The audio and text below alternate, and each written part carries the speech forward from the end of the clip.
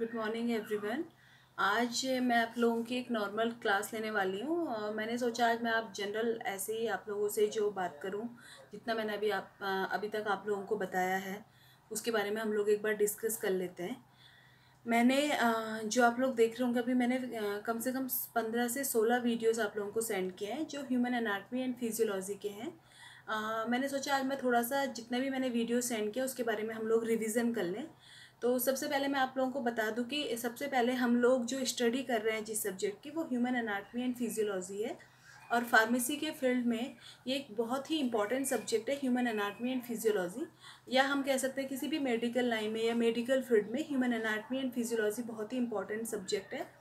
Human anatomy and physiology की अगर हम बात करें तो इसमें हम बॉडी के पार्ट्स के बारे में, बॉडी का जो हमारे बॉडी के अंदर जितने भी ऑर्गन्स प्रेजेंट हैं उनका जो शेप होता है, साइज, स्ट्रक्चर, उनका वेट कितना होता है, कलर कैसा होता है और बॉडी के अंदर उसकी लोकेशन कहाँ पे है, मतलब एक्चुअल में पोजीशन कहाँ पे है।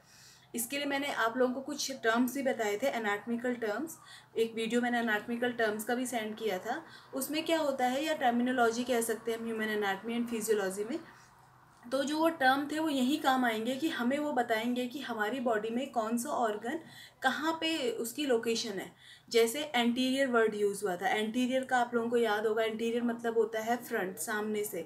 तो अगर हमें कोई ऑर्गन किसी ऑर्गन के सामने है तो वहाँ पे हम एंटीरियर वर्ड यूज़ करेंगे। पोस्टीरियर अगर किसी के पीछे है तो पोस्टीरियर वर्ड यूज़ करेंगे। ऐसी लेटरल था, मीडियल था। तो आज एक जनरल डिस्कशन हम करेंगे सारे जितने भी टॉपिक मैंने अभी तक कवर किए हैं। तो सबसे पहले स्टार्ट करते हैं ह्यूमन एनाटमी एंड फिजियोलॉजी से। सबसे पहले डेफिनेशन और स्कोप की बात करते हैं। तो ह्यूमन एनाटमी एंड फिजियोलॉजी एक ऐसा सब्जेक्ट है जिसके अंदर हम बॉडी की कंप्लीट नॉलेज क्या करते हैं, गेन करते हैं। हमें बॉडी के हर एक पार्ट के बारे में, उसका फंक्शन क्या है उसके बारे में, उसका नॉर्मल साइज क्या है, वो कौन सी जगह पे उसकी लोकेशन है, वो किस तरीके से वर्क करता है और कैसे हमारी प्रॉपर बॉडी को एक कंडीशन प्रोवाइड करता है, उसे हम होम्योस्टेसिस कहते हैं। तो ह्यूमन एनाटमी एंड फिजियोलॉजी की ये तो डेफिनेशन हो गई जिसमें हम कह सकते हैं कि हमें पूरा नॉलेज हो जाता है बॉडी का, बॉडी के हर एक पार्ट्स का। दूसरा है स्कोप। स्कोप की अगर हम बात करें तो जब भी हम मेडिकल लाइन या मेडिकल फील्ड की बात करते हैं तो हमें पता है कि इसमें सबसे ज़्यादा क्या है, कोई भी डिजीज़ है हमें उस डिजीज़ को क्या करना है, ट्रीट करना है या उसका ट्रीटमेंट निकालना है। तो ट्रीटमेंट या क्योर करने के लिए हमें उसको क्या देनी है, मेडिसिन या ड्रग्स देनी है। लेकिन अगर हम उसकी डिजीज़ को ही अच्छे से डायग्नोस नहीं कर सकेंगे तो सपोज़ करो किसी के लीवर में पेन है तो नॉर्मल जो पेशेंट होगा वो तो आपको यही बोल के आएगा कि सर या मैम मेरे पेट में दर्द है। तो सबसे पहले आपको ये आइडेंटिफाई करना है कि उसके पेट में, उसके लीवर में प्रॉब्लम है, उसकी स्मॉल इंटेस्टाइन में प्रॉब्लम है, स्टमक में प्रॉब्लम है या क्या प्रॉब्लम है। तो इसको आइडेंटिफाई आप तभी कर सकते हो जब आपको बॉडी के पार्ट्स की क्या हो, कंप्लीट नॉलेज हो। मतलब ह्यूमन एनाटमी एंड फिजियोलॉजी एक ऐसा सब्जेक्ट है जो किसी भी डिजीज़ को अंडरस्टैंड करने में हमारी हेल्प करता है या हम उसको और अच्छे से क्या कर सकते हैं, डायग्नोस कर सकते हैं और उस बेस पे उसका हम क्या कर सकते हैं, फर्दर ट्रीटमेंट स्टार्ट कर सकते हैं। ये तो इसके एनाटमी एंड फिजियोलॉजी की डेफिनेशन और स्कोप हो गया। एक वीडियो मैंने आप लोगों को टर्मिनोलॉजी बताया था या टर्म्स बताए थे, कौन कौन से terms human anatomy and physiology में ज़रूरत जो होती है। और ये टर्म्स इसलिए भी ज़रूरी हैं क्योंकि अब आगे जब भी कोई डॉक्टर कोई भी किसी भी पेशेंट को कोई प्रेस्क्रिप्शन देगा तो जब वो प्रेस्क्रिप्शन आपके पास रहेगा, क्योंकि आप एज ए फार्मासिस्ट वर्क कर रहे हो, तो उसमें बहुत सारी ऐसे एनाटमिकल टर्म्स होते हैं जिनको आपको समझना होता है। सपोज करो उसमें लिखा है कार्डियोलॉजी से रिलेटेड, तो आपको जब कार्डियक ही नहीं पता है, सपोज करो हिमेटोलॉजी है इसका, तो ये जो हीम वर्ड है, कार्डियो वर्ड है, रीनल वर्ड है या पल्मोनरी वर्ड है, इस टाइप के जो वर्ड्स होते हैं जो हमने सुने तो हैं, हमें लंग्स पता है लेकिन हमें ये नहीं पता है कि लंग्स को पल्मोनरी कहते हैं। हमें किडनी पता है लेकिन हमें ये नहीं पता है किडनी को रीनल कहते हैं। या हम लीवर की बात करते हैं, लीवर एक नॉर्मल टर्म है जो हर कोई, एक नॉर्मल जो भी स्टूडेंट होगा वो लीवर समझता है या हर कोई लीवर समझता है, लेकिन लीवर को हिपैटिक कहते हैं। ये सिर्फ ये जो आप एनाटमी एंड फिजियोलॉजी में जो टर्म्स पढ़ेंगे वहीं आपको ये सारे के सारे टर्म्स दिखाएंगे। ये टर्म्स इसलिए इम्पोर्टेंट है क्योंकि जब आपको टर्म्स क्लियर होंगे तभी आप क्या कर सकोगे, किसी भी चीज़ को आराम से क्या कर सकोगे, पहचान सकोगे कि हाँ। और यही टर्म यूज़ होते हैं। दूसरा कुछ टर्म्स ऐसे हैं जैसे एंटीरियर, पोस्टीरियर, सुपीरियर, इन्फीरियर। तो ये जो टर्म्स होते हैं ये आपकी किसी भी बॉडी के अंदर जो पार्ट्स होते हैं, कौन ऊपर है, कौन नीचे है, कौन सामने है, कौन पीछे है, इस तरीके से क्या करते हैं, इनको आइडेंटिफाई करते हैं। तो ये जो टर्म्स हैं ये आप लोगों को क्लियर होने चाहिए। मैं एक बार नॉर्मली जल्दी जल्दी बता देती हूँ जो इंपॉर्टेंट है। एंटीरियर का मतलब होता है सामने, पोस्टीरियर का होता है पीछे की अगर पार्ट की बात हो रही है, सुपीरियर ऊपर, इन्फीरियर नीचे, मीडियल सेंटर में, लेटरल या सेंटर से जो साइड में हट रहा है या कॉर्नर में हम बोल सकते हैं। एक सुपरफिशियल होता है जिसे हम सरफेस के पास कह सकते हैं। एक डीप होता है जो बहुत अंदर होता है।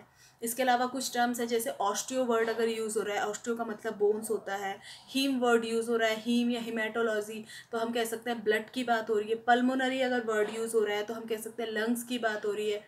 ऐसे कार्डियक हार्ट के लिए यूज़ होता है, रीनल किडनी के लिए यूज़ होता है, और आप कह सकते हो कि रीनल किडनी के लिए यूज़ होता है, हिपैटिक के लिए आपका लीवर यूज़ होता है। तो इस तरीके के बहुत सारे वर्ड्स हैं, मैंने वीडियो भी सेंड किया, एक बार आप वो वीडियो देख लेना। और ये जो टर्म्स मैंने आप लोगों को बताया, ये टर्म्स आप लोगों को याद होने चाहिए। एंटीरियर पोस्टीरियर जो टर्म्स हैं इनके मैंने विद एग्जाम्पल आप लोगों को क्लियर किया है, तो एक बार आप दोबारा से उसको देख लोगे तो आपको समझ में आ जाएगा कहाँ कहाँ ये टर्म्स यूज़ हो रहे हैं और इनकी क्या वैल्यू है। उसके बाद मैंने बताया था कि हमारी बॉडी की जो बेसिक यूनिट है सेल। अभी रिसेंटली मैंने सेल के बारे में आप लोगों को बताया, अभी वो कंप्लीट नहीं हुआ है। सेल में हमने सेल के स्ट्रक्चर के बारे में बात की है। सेल क्या होता है, सेल हमारी बॉडी का जो बेसिक यूनिट है, सबसे जो छोटी यूनिट जिसे हम कह सकते हैं वो सेल होती है। और जो सेल होती है उसको बेसिकली 3 पार्ट्स में हमने डिवाइड किया है। प्लाज्मा मेम्ब्रेन जो इसका आउटर सरफेस होता है, सेंट्रल पार्ट को हम न्यूक्लियस कहते हैं, और न्यूक्लियस और प्लाज्मा मेम्ब्रेन के जो बीच का पार्ट है, जितना रिमेनिंग पार्ट है, उसको हम साइटोप्लाज्म कहते हैं। साइटोप्लाज्म की अगर हम बात करें तो साइटोप्लाज्म को भी हमने 2 पार्ट्स में डिवाइड किया है, एक साइटोसोल और हम कह सकते हैं जो टाइनी ऑर्गेनल्स हैं या टाइनी ऑर्गन्स हैं। जो टाइनी ऑर्गन्स में मैंने आप लोगों को साइटोस्केलेटन जो हमारी सेल को एक स्ट्रक्चर फ्रेमवर्क प्रोवाइड कर रहा है, एंडोप्लाज्मिक रेटिकुलम जो 2 तरीके के होते हैं, रफ एंडोप्लाज्मिक रेटिकुलम और स्मूथ एंडोप्लाज्मिक रेटिकुलम, जिसमें आपके राइबोसोम्स अगर रफ एंडोप्लाज्मिक रेटिकुलम में होते हैं जो प्रोटीन सिंथेसिस करते हैं, और स्मूथ एंडोप्लाज्मिक रेटिकुलम आपका स्टेरॉइड्स और fatty acid synthesis, fatty lipid synthesis करते हैं। इसके अलावा अभी हमने माइटोकॉन्ड्रिया पढ़ा है जिसको हम क्या कहते हैं, पावर हाउस। इसके अलावा आपके सेल में प्रेजेंट होते हैं लाइसोसोम्स। लाइसोसोम को हम सोसाइटल बैग भी कहते हैं। जो भी सेल के अंदर का जितना भी हम कह सकते हैं गार्बेज है, जो सेल की डेथ हो जाती है, वो सारा का सारा लाइसोसोम के अंदर जाता है।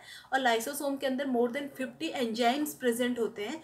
ये एंजाइम्स क्या करते हैं, जितने भी ये जो भी सेल्स जो डेब्रिस हैं या जो भी डेथ सेल्स हैं, उन सबको क्या करते हैं, ये लाइसोसोम के अंदर जो एंजाइम प्रेजेंट होते हैं उनको खा जाते हैं और हमारी सेल को क्या करते हैं, क्लीन करते हैं।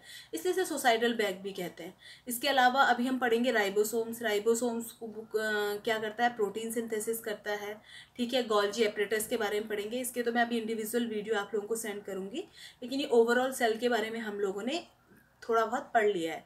उसके बाद मैंने बोला था हमारी बॉडी की बेसिक यूनिट सेल होती है। सेल मिलके क्या बनाती है, टिश्यू बनाती है। टिश्यू मिलके ऑर्गन्स बनाते हैं। ऑर्गन्स मिलके क्या करते हैं, सिस्टम बनाते हैं। और जब 11 सिस्टम मिलते हैं तो क्या होता है, हमारी बॉडी बनती है। अब 11 सिस्टम में मैंने एंडोक्राइन सिस्टम अभी आप लोगों को बता दिया है, यूरिनरी सिस्टम हम लोगों ने पढ़ लिया है, डाइजेस्टिव सिस्टम, 3 सिस्टम हम लोग स्टडी कर चुके हैं। एंडोक्राइन सिस्टम की अगर हम बात करें तो एंडोक्राइन सिस्टम एक ऐसा सिस्टम है जो क्या कर रहा है, हार्मोन सिक्रीट कर रहा है। एंडोक्राइन सिस्टम के अंदर कुछ ग्लैंड्स प्रेजेंट होती हैं जो क्या करती हैं, हार्मोन सिक्रीट करती हैं। 1 बाय 1 कौन कौन सी ग्लैंड है और कौन कौन से हार्मोन सिक्रीट करते हैं वो आप लोग वीडियो में देख सकते हो। ये हार्मोन्स का रोल क्या है हमारी बॉडी में। हमारी बॉडी की जितनी भी मेटाबॉलिक रिएक्शंस होती हैं, आइदर वो हाइट से रिलेटेड हो या हमारे ऑर्गन्स के डेवलपमेंट से रिलेटेड हो, जितने भी हमारी बॉडी में मेटाबॉलिक प्रोसेस है, बहुत हद तक हर चीज़ में किसका रोल होता है, हार्मोन्स का रोल होता है। और ये भी हमारी पूरी बॉडी को क्या करती है, कंट्रोल करती है। जैसे हमारा नर्वस सिस्टम पूरी बॉडी को कंट्रोल करता है। बस थोड़ा सा डिफरेंस ये है नर्वस सिस्टम और एंडोक्राइन सिस्टम में। जो नर्वस सिस्टम होता है वो आपकी बॉडी को जब कंट्रोल करता है तो बहुत फास्ट एक्शन वो प्रोड्यूस करता है, और जो एंडोक्राइन सिस्टम है ये जो हार्मोन्स रिलीज करता है, थोड़ा इसका जो प्रोसेस होता है स्लो होता है। बस यही डिफरेंस है, अदरवाइज दोनों सिस्टम हमारी बॉडी को क्या करते हैं, कंट्रोल करते हैं। उसके बाद हमने यूरिनरी सिस्टम की बात की थी। यूरिनरी सिस्टम नाम से आप लोग को आराम से इसको आइडेंटिफाई कर सकते हैं। यूरिनरी सिस्टम को हम लोग क्या कहते हैं, यूरिनरी सिस्टम को हम लोग क्या कहते हैं, ये एक्सक्रेटरी सिस्टम भी कहते हैं।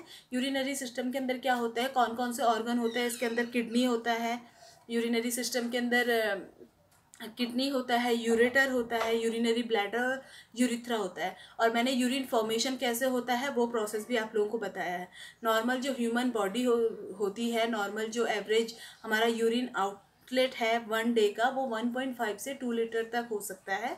और ये जो यूरिन कैसे बनता है, इसके तीन प्रोसेस हैं, वो मैं आप लोगों को बता चुकी हूँ। तो जो यूरिनरी सिस्टम है बहुत इंपॉर्टेंट रोल प्ले करता है। ये हमारी बॉडी से वेस्ट मटेरियल को आउट कर रहा है, किस फॉर्म में, लिक्विड फॉर्म में आउट कर रहा है और यूरिन को बना रहा है। ठीक है, इसके अलावा डाइजेस्टिव सिस्टम हमने पढ़ा था। डाइजेस्टिव सिस्टम का क्या काम होता है, जो भी हम खाना खा रहे हैं उसको डाइजेस्ट करना, उसको मैक्रो फॉर्म से माइक्रो फॉर्म में कन्वर्ट करना। और हम माइक्रो फॉर्म में क्यों कन्वर्ट कर रहे हैं, ताकि वो ईजिली हमारे कहाँ पहुँच जाए, माइक्रो फॉर्म से ब्लड में पहुँच जाए। ब्लड में पहुँचेगा तो वो सारे न्यूट्रिएंट्स को आपके हर एक पार्ट में, क्योंकि blood as a transport work करता है, हर एक जगह हर एक ऑर्गन तक पहुँचाएगा और एनर्जी प्रोवाइड करेगा।